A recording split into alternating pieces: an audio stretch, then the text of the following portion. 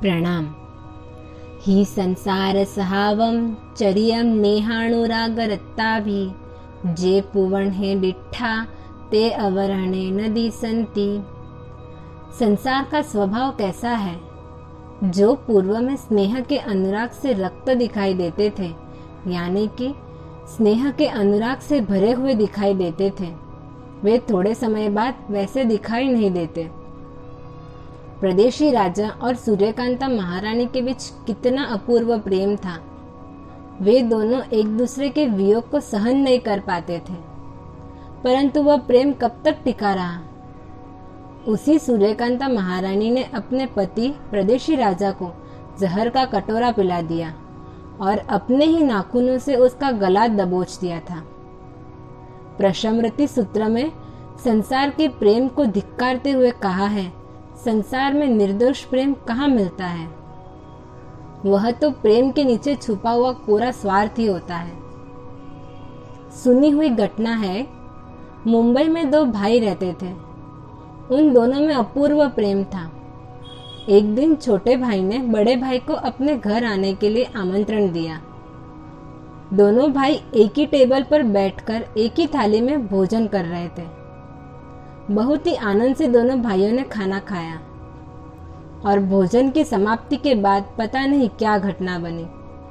कहां से आग की चिंगारी आ गिरी और वे परस्पर झगड़ पड़े, एक दूसरे को मारने के लिए तैयार हो गए। दोपहर के समय तक तो वह मामला अदालत में गया और आखिरकार वे दोनों भाई जीवन भर के लिए एक दूसरे के दुश्मन हो गए।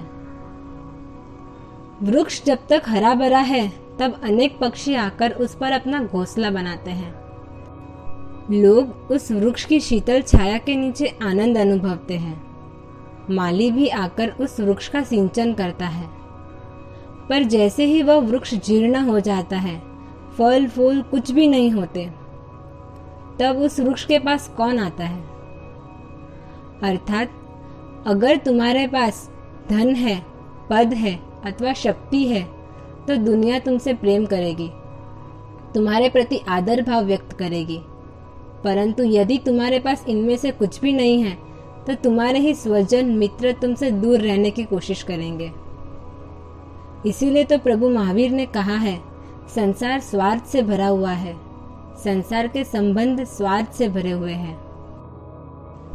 लग्न आदि के द्वारा संसार में जो संबंध जोड़े जाते हैं, वे संबंध ज्यादा से ज्यादा जीवन पर्यंत रह सकते हैं।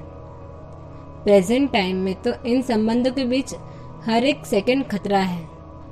किसी भी समय किसी के जीवन में खतरे की घंटी बज सकती है। आज के डाइवोर्स के युग में तो लग्न जीवन के संबंध भी कहाँ स्थिर है।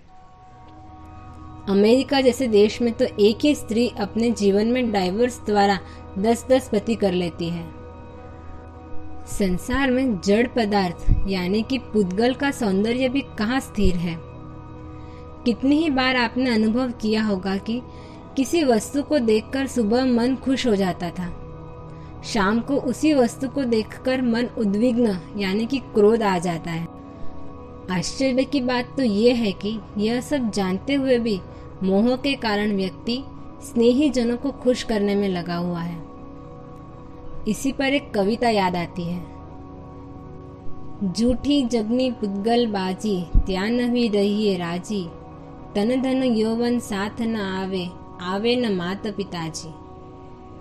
इसी गाथा द्वारा संसार के सच्चे स्वभाव को समझकर अपनी आत्मा की उन्नति के राह पर आगे बढ़े। जिन आज्ञा विरुद्ध कुछ भी बोला हो तो मिच्छामि दुक्कडम। आगे की गाथाओं के अर्थ को जानने और समझने के लिए श्रुतज्ञान यूट्यूब चैनल को सब्सक्राइब कर नोटिफिकेशंस के लिए बेल आइकन प्रेस करना। प्रणाम।